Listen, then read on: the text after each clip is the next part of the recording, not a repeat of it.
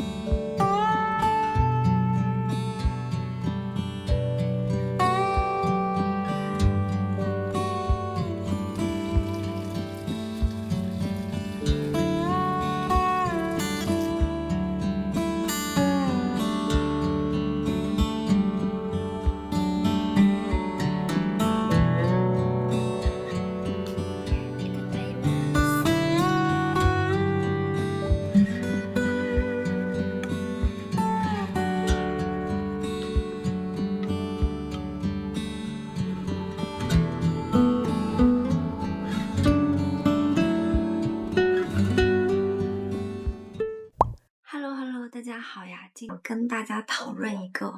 个问题，就是一个话题，是关于夺回主体性的这个主题。在现实生活中呢，我们不知道自己到底是谁，但我知道我想被喜欢，我好像过得很努力的，但是我们的内心却越来越空。我能看到别人的情绪，却感受不到自己的感受。这是一位在心理咨询室里哭泣的女性的自述。她表面上看起来精致、礼貌、上进，几乎拥有了所有所谓的现代女性、独立女性的一个外壳，但是她活得却无比的痛苦。她说：“我的自我就像漂浮在空气中，抓不住任何东西。我太清醒，也太迷失了。”女性似乎现在越来越失去了某种能力，就是我不知道我自己是谁，我真正想要的是什么，我为什么要活？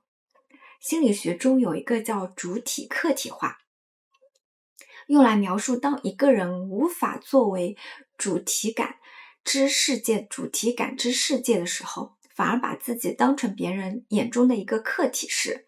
他内心焦虑、迷茫、虚无就会如影随形。我们现在女性呢，常常会沉浸在一个容貌焦虑中，觉得容貌是资本，情绪啊要稳定啊，要懂得搞事业啊，要学会经营关系啊。当我们学会了自律之后呢，但是却不敢面对真实，我们会迎合别人，但是却不敢自我表达。那模仿别人，却找不到我们自己的本我。如果说意识是一个灯光，那么主体意识就是电源，电源断了，灯光再亮，那也只是一个虚假的反射。在一个人际关系中不断的去找寻定位，在外部评价中寻找价值，但始终却找不到一个真实的自我。当我是谁变成别人希望我是谁时，这就相当于把人生的一个全部的意义都托付给别人。小的时候，父母希望我们乖巧懂事，长大后社会又希望女性独立美丽，恋人希望女性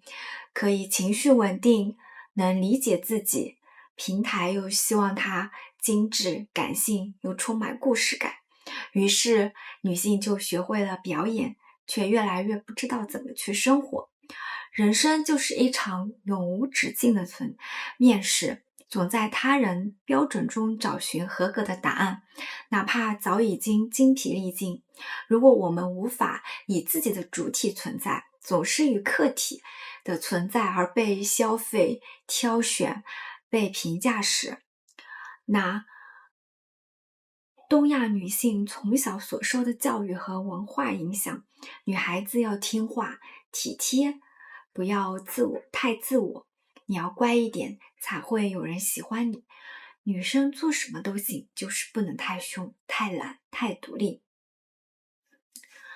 这种教育模式培养的是一个客体的意识，我是谁不重要，重要的是别人希望我是谁。久而久之，我们越来越会被外部的一些东西去设定我们自己的人生规划，却忘了自己内在也有一个主权。当这种主体意识的缺失，就会导致一些问题反复发生，情绪不断的波动，一条朋友圈点赞少了都会影响你的心情。人际关系中的患得患失，明明我们付出了很多，却总是感觉自己是多余的，没有真实的想法，不知道自己喜欢什么，想要过什么样的生活，总觉得自己不够好，不配被爱，不值得拥有幸福。这些呢，其实都是主体意识无法确定带来的一个深层的恐惧。一个无法成为自己的人，只能不停的被证明我是被需要的，我够好，我值得被看见。所以当我们夺回主体性的时候，我们才能让自己真正的自由。你要知道你是谁，你不是任何人的投影，也不是任何标签容器，我们要成为这个世界中独一无二的自己。今天的话突然就是想说一下，就是关于最近网上很火的叫做主体性，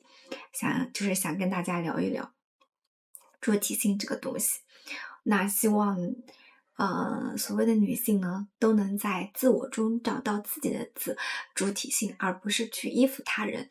我们每个人都是一个独立的个体，我们要找到我们自己，我们要成为我们自己。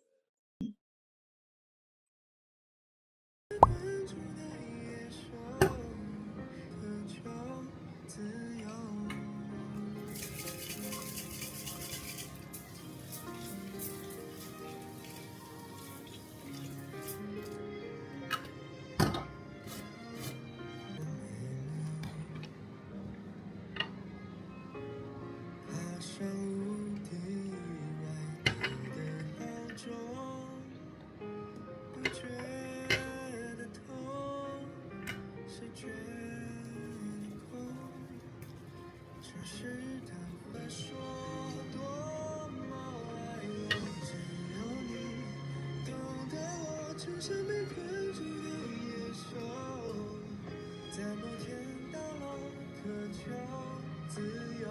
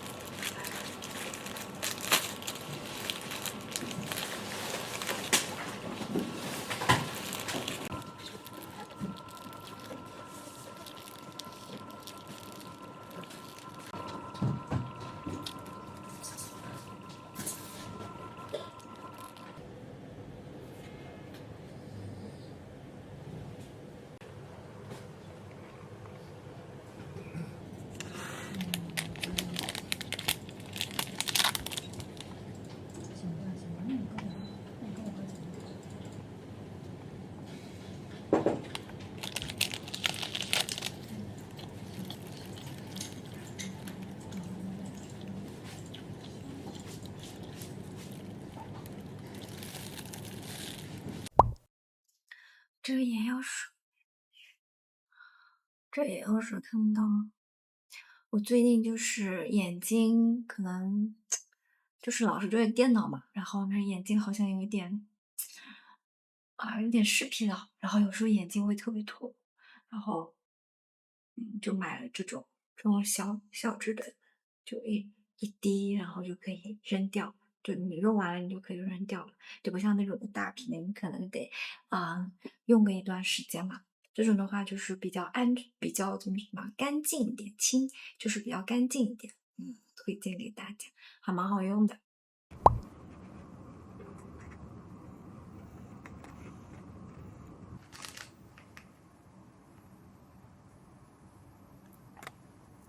黄桃。